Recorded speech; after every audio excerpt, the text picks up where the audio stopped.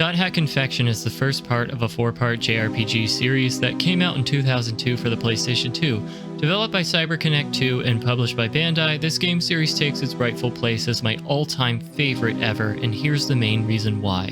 When you play Hack, you get more than a game. Though certainly not required, this game insists that you immerse yourself in the other amazing Hack franchise content in order to be fully understood. And to help you out with that, each part of this series, which I will from here on out refer to as IMOQ, each letter standing for each game in the series, Infection, Mutation, Outbreak, and Quarantine, comes with an accompanying episode of the Hack Liminality OVA.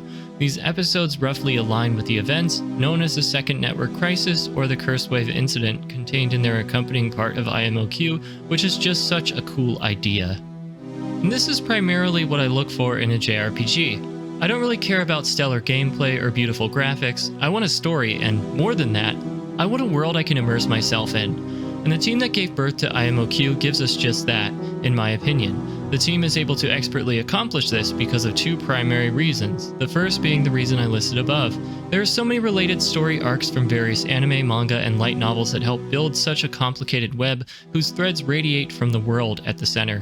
The world refers to the MMO that all of the characters within the game are playing, by the way. The second reason is the team's commitment to the overall conceit that we are playing as a character who is himself role-playing a character within an MMORPG. And the game design maintains that illusion through an actual computer desktop interface when we're not logged into the world, a party menu interface, fucking threads on a message board, lines of dialogue from party members that reference things happening in the real world, etc. Both of these elements work together so well to encourage total immersion within the world of Hack. Honestly, I've yet to come across a better executed immersion experience, at least in the realm of the JRPG. I'd like to get my one main criticism out of the way before continuing to sing this game's praises though. This game came out in 2002 and it shows. The gameplay is repetitive and really awkward.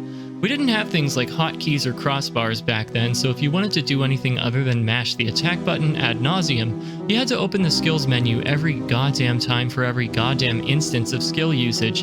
And I recognize that I'm incredibly masochistic and love monotony and repetition, but even I can see how a sane person might find the amount of dungeon crawling and grinding to be unappealing. It can be challenging as hell, but no small part of the challenge comes from awkward camera controls and a fairly punishing hit-miss ratio.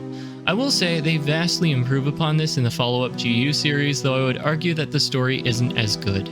More generally, gameplay involves checking your email and the message board for relevant information and then logging into the world to follow up on leads regarding the tragedy that befell your friend Yasuhiko. In his first playing of the world, the main character Kite witnesses Yasuhiko get data drained by what will eventually be revealed as the game's final boss. As a result of this anomaly within the game, Yasuhiko falls into a coma, which is certainly not the first time something like this has happened, though the fictitious developers behind the fictitious game are doing everything in their power to cover it up and ensure none of the blame falls on them. In this climactic series of events, another mysterious figure named Aura gives Kite the Book of Twilight, which when used rewrites his character data and gives him the crucial skill of data drain, which he is able to perform through the power of the Twilight Bracelet. It is up to you to use this power to go beyond the boundaries of the game in order to prevent any more coma victims and hopefully revive Yasuhiko from his. And while I love the story of this game, I can sum up what you actually do in this game with one phrase: rinse and repeat. You definitely fall into a pattern of going to some key area and finding out some shit, then logging out to check your email and the message board, and then logging back in to go to the next area. And that pattern persists through all 4 games. I love this series, but this gets old even for me. All that being said, I think IMOQ is one of the best stories out there, and Hack Infection gives such a strong opening act for the rest of the series. We're introduced to the central characters who are so real and likable, definitely much more likable than Haseo from GU in my opinion. And though we primarily see things from Kite's perspective and come to understand what's at stake for him, we will quickly realize that the supporting characters have equally compelling reasons for wanting to get to the bottom of what's happening in the world. We also get solid exposition on the actual problem we are tasked with solving, and the subsequent games in the series will do a wonderful job of complicating things as the story unfolds. And the writers play up the connections the series has to the other .hack media out there as well, which goes a long way towards situating IMOQ nicely within the context of the overarching narrative. It should go without saying that a narrative this grandiose that spans multiple media is a really risky venture to undertake because of its sheer size and also because of the subject matter.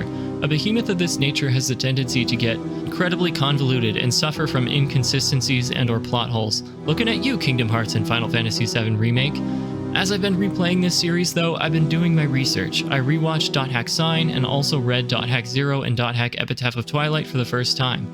I also combed through the wiki fandom pages for relevant information regarding the overarching timeline of events. And let me tell you, if you can't commit to that level, you don't deserve this game. That's right, I'm throwing the gauntlet down. Get on at least my level or get the fuck out.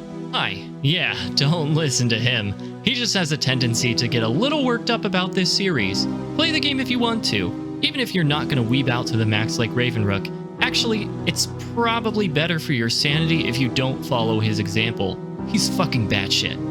All of this is to say the story, at least through .hack Infection, holds up. It's a complicated web, but it is consistent, and its great writing earns your complete immersion, even if the gameplay is at times repetitive and frustrating.